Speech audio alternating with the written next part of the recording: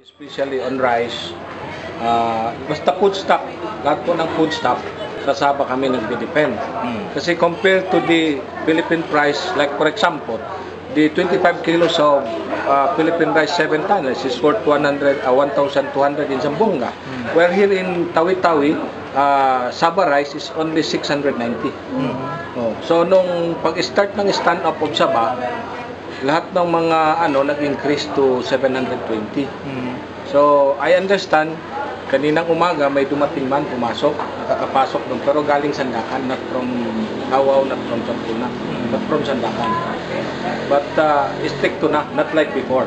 So, anong ginagawa niyo hakbang para maibalik uli ang good economy ninyo? Ay, ang gagawin yan siguro ng provincial government, especially on the, even in the national government, the diplomatic relationship kailangan po continue.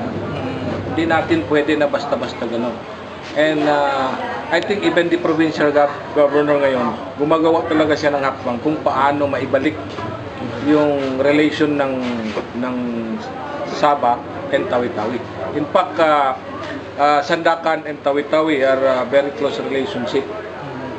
Supposedly, we have a plan to have a sister